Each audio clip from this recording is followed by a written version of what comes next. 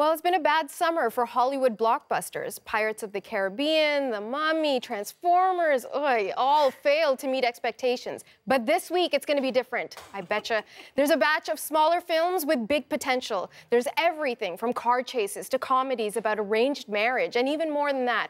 So to run through all of it, apparently, is Eli Glasner. So Eli, let's begin with a director that you're quite interested in and impressed with. So talk about that. Edgar Wright, one of my favorites. I'm talking about the guy behind Shaun of the Dead, Scott Pilgrim, Hot Fuzz, and more. He was supposed to make Ant-Man, but Marvel kicked him off the job. I think his script was probably too funny. So he is back with an original tale about a getaway driver, a girl, and a pedal-to-the-metal soundtrack. Here is Jamie Foxx, John Hamm, Kevin Spacey. There's Angela Elgort as the new soft-spoken driver. Let's take a look.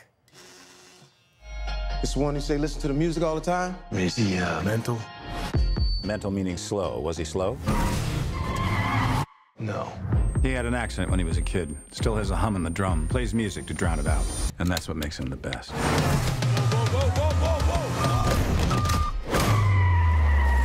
There you go, and that rat-a-tat dialogue is almost as exciting as those car chases. That is Angela Elgort as the driver who lost his parents in an accident, keeps the music pumping in his ears to drown out the ringing. It also gives the chase film a kind of pop music pulse. This is Wright's most ambitiously artistic film ever. At its best, it is a musical. It is La La Land unleaded. The stunts are stylish. The cast killer. Kevin Spacey hasn't been this good at being bad in a while. John Hamm, Jamie Foxx as bank robbers. There she is, Lily James as the waitress. Worth it all to risk everything. And Ansel doing kind of a quiet, pouty James Dean thing. There at times, I think, where Wright is trying a little too hard, doesn't quite earn that atmosphere, but what a dizzying effort. My rating, 4 stars out of 5.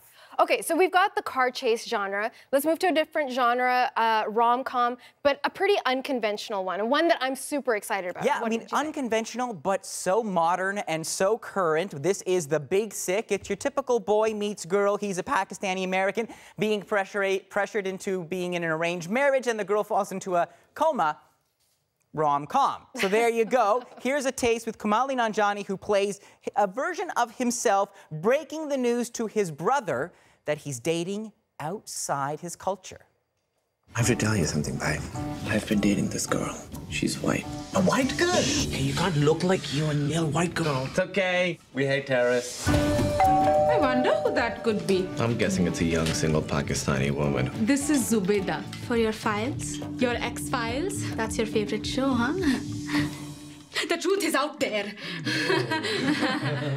So there you go. That is one of dozens of dinners as they try to set him up in an arranged marriage. It's not going to work out, but that is his relationship with Emily as played by Zoe Kazan. So it looks like everything is going well until she gets very sick and falls into that coma. Now, you might know Kumail. He's in Silicon Valley. He's also a stand-up comedian, so he's kind of playing a version of himself. Once she gets sick, he's forced to confront just what a jerk he really was. This is a fresh spin on romance. Kumail earnestly loves his culture, loves his family. They capture that beautifully. His wonderfully grumpy brother and loving parents. And an added bonus, on the other side, we have Holly Hunter and Ray Romano as the parents of Zoe Kazan. Normally in a movie like this, those would be throwaway parts, but Romano is hilarious as this kind of glum guy who never finished a sentence. Holly Hunter is present in every moment. And Kumail underplays the comedy, but it's so real. This is, you know, a romance for modern times, and I'll tell you, it almost made me cry. I felt the tears welling up at the end. I had to repress them and push them back inside. So 4 stars out of 5 for The Big Sick. You know, for Bollywood fans, Anupam Kher plays Kumail's dad, and he's a huge, huge star. So there's all kinds of reasons. He is great also. That's good to hear. I'm super excited about that one. So we're doing well, 2 for 2. What else you got? The Beguiled is a new film from Sofia Coppola. This is a remake set in the Civil War in the South, and we have Colin Farrell, who plays a Yankee who is rescued by this group of girls. They find him wounded in the forest one day, and they figure, you know, the Christian thing to do is to bring him back inside and wait until he gets better before they turn him over. Because, you know, the fact that he's handsome and charming and has a lovely Irish lilt, there you go. We should just help him get healthy before we send him on his way. Coppola uses the natural light, the hazy atmosphere to build tension as the girls start to compete for the corporal's affections. Elle Fanning is sullen, but her eyes are hungry. Nicole Kidman, there she is, wears her pride like a shield, while Kristen Dunst, we haven't seen her in a while, is the strict teacher slowly succumbing to his attention. And then as he starts kind of playing one off against each other, what starts as kind of this gushy comedy becomes something very different. It's a crowd pleaser with a lesson about crossing Southern belles. 4 stars out of 5.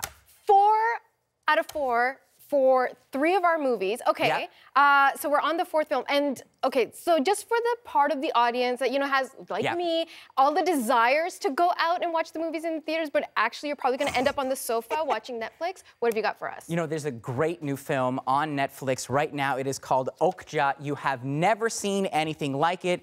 It starts in South Korea, where a young girl has been raising the next generation of swine meant to feed millions. This beautiful and special little creature will be a revolution in the livestock industry. Our super pigs will not only be big and beautiful, they will also leave a minimal footprint on the environment, consume less feed, and produce less excretions. And most importantly, they need to taste good. Yeah, well, there you go. So when the girl, 13-year-old girl, finds out her chubby forest companion is supposed to be flown back to the States for a contest and eventually become bacon, she runs to his rescue and never looks back. The director is Korean Joo-ho Bung, who made Snowpiercer and The Host. His films are wild, visceral, and violent. This is extreme, but there's this wonderful kind of humanity at the center of all of these characters. You get 2 Tilda Swintons for the price of 1, playing corporate sisters. You've got Jake Gyllenhaal as this unhinged TV zoologist, Paul Dano as the soft-spoken head of the Animal Liberation Front, but the 2 big stars, one is that big pig with those brown, soulful eyes. The other is the 13-year-old girl who plays Mija, who will not give up and keeps on going. It is a fable. It is a manifesto about the underbelly of capitalism. And again, 4 stars out of 5. Oh my gosh, there's so much good stuff. Okay, we've got all the films up here. So if you want to go out, if you want to leave your home, if you want to stay inside, there's no excuses. There's something for Car everybody. chase, romance, Southern belles, or Super Pig. Super Pig. Okay, thank you, Eli. You're welcome.